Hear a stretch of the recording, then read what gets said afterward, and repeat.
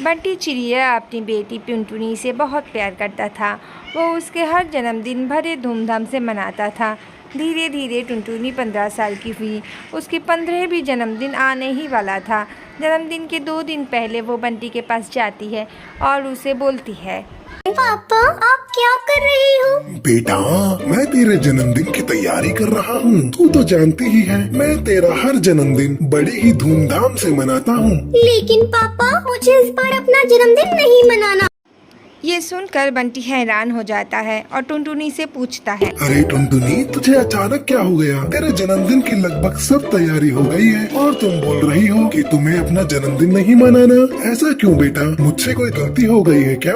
नहीं पापा, आपसे कोई गलती नहीं हुई है। तो फिर बेटी मुझसे नाराज हो क्या? नहीं पापा, मैं सारी दुनिया से नाराज हो सकती हूँ, लेकिन मैं आपसे नाराज नहीं हो सकती। आप तो मेरी जिंदगी हो, मैं आपसे नाराज कैसे हो सकती हूँ? मैं तो माँ से भी ज्यादा आपसे प्यार करती हूँ। चलो अब मैं सोने जा रही हूँ। बंटी सोचने लगता है। कुछ तो बात है, टुनटुनी को कुछ तो हुआ है, वरना वो अपना जन्मदिन मनाने से मना नहीं करती। उसके चेहरे को देखकर लग रहा था जैसे उसके मन में कुछ चल रहा हो। खैर अभी तो वो कुछ नहीं बताएगी। जन्मदिन वाले दिन टुनी टुनटुनी के पास जाती है और बोलती है, बेटा तुम्हें क्या हुआ है? तुम क्यों अपना जन्मदिन नहीं मनाओगी? मुझे कुछ नहीं हुआ है। मैंने एक बार कह दिया ना, मैं अपना जन्मदिन नहीं मनाऊंगी तो नहीं मनाऊंगी। अब जाओ तुम यहाँ से, मुझे सोने दो। ठीक है बेटा, मत बता। अगर तुम मुझे अपने मन की बात बता देती तो तुम्हारा जी हल्का हो जाता। माँ तुम जाओ यहाँ से, मुझे सोने। टूनी के जाने के बाद बंटी वहाँ पे आता है और रोने लगता है।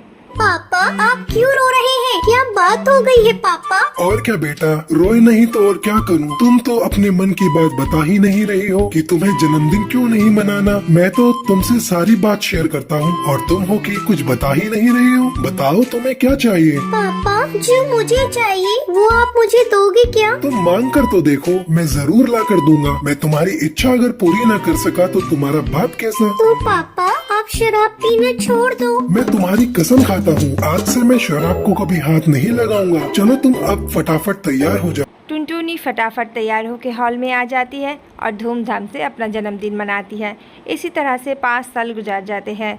बंटी एक अच्छा सा रिश्ता देखकर टुनटुनी की शादी करवा देते हैं। विदाई के समय टुनटुनी बोलती है, पापा मैं कैसे अपने घर में रहूंगी? आपके बिना मुझे जरा भी अच्छा नहीं लगेगा। पापा बेटियों की विदाई क्यों होती है? क्यों वो अपने ससुराल चली जाती है? बेटी यही दुनिया की रीत है, एक न एक दिन बेटियों को अपने ससुराल जाना होता है। बेटा मत रो बेटा, तेरा मेकअप खराब हो जाएगा और तबीयत भी। तेरे माँ बाप के साथ इतना ही समय लिखा था, अब तू अपने पति के साथ खुशी खुशी जा। बेटा मोंटू, मैंने अपनी बेटी को बड़े ही नाजों से पाला है। मेरी फूल सी बच्ची को खुश रखना। अगर इससे भूल से गलती हो जाए तो इसे माफ कर देना। मैंने अपनी बेटी को सब कुछ सिखा दिया है, ये बड़ी ही समझदार है। माँ जी अब आप इसकी चिंता बिल्कुल छोड़ दीजिए। मैं इसका ध्यान अपनी जान से भी ज्यादा रखूंगा। अगर इससे कुछ गलती हो गई तो मैं नजरअंदाज कर दूंगा।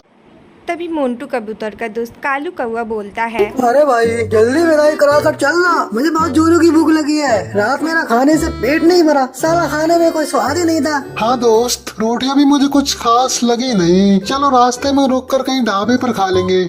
अपने पति की बातें सुनकर टुनटुनी अपने पापा से कहती है, पापा मुझे अपने ससुराल नहीं जाना। अब मैं नहीं जाऊंगी अपने ससुराल। क्या हुआ बेटा, क्या बात हुई है? अरे अरे अरे टुनटुनी, किसी से क्या कोई गलती हो गई क्या? गलती तो बहुत बड़ी हुई है। मेरे पापा ने रात रात जागकर शादी की तैयारियां की थी। एक एक सामान को बड़े नाजों से सजाया था। दिल्ली और बॉम्बे से हलवाई बुलवा कर 36 पकवान बनवाए थे और आप लोगों को खाना पसंद नहीं आया। मैं अपने पापा की इतनी बेइज्जती नहीं सह सकती। आप बिना दुल्हन लिए यहाँ से जा सकते हैं। आपको क्या पता, जब से बेटी का जन्म होता है तब से वो एक एक चीज जोड़ता है, लेकिन आपने तो एक झटके में सब बर्बाद कर दिया। आपको क्या पता मुझे कितना दुख हुआ है। अगर आपकी कोई बहन होती तो आपको पता चलता। एक बेटी अपने मायके के लिए कितना मायने रखती है। जब मैं मायके चली जाऊंगी तब मेरे पिता कितना रोएंगे, ये मैं ही जानती हूँ। बस करो बेटी, अब क्या रुलाओगी? बस कर बेटा, ऐसा नहीं बोलते। नहीं माँ, इन लोगों को असलियत का आईना दिखाना बहुत जरूरी है। ये लोग मेरे पिता की बेइज्जती करते रहे और मैं सुनती रहूँ। माँ मुझ में कोई कमी नहीं है और मेरे ससुराल वाले खाने में कमी निकाल तभी टुनटुनी के सास वहाँ आती है। अरे बहू, क्यों बात को बतंगड़ बना रही हो? मुझे तुम पर गर्व है। मैं यहाँ से बहू नहीं बेटी लेकर जा रही हूँ। तुम मेरे बेटे को माफ कर दो। टुनटुनी, मैं तुमसे माफी मांगता हूँ टुनटुनी, मुझे माफ कर दो। मैंने सब अनजाने में बोल दिया था। मैं तुम्हारा दिल नहीं दुखाना चाहता था। देख बेटा, अब तो मेरे बेटे ने भी माफी मांग ली। अब चल, विदाई का भी मुहूर्त निकलता जा रहा है। माँ मेरे जाने के बाद मेरे पापा का ख्याल रखना, और जब भी मुझे याद करके कभी रोए तो उन्हें संभाल लेना माँ। और मुझसे कोई गलती हुई हो तो मुझे माफ कर देना माँ। अब टुनटुनी की खुशी खुशी विदाई हो जाती है।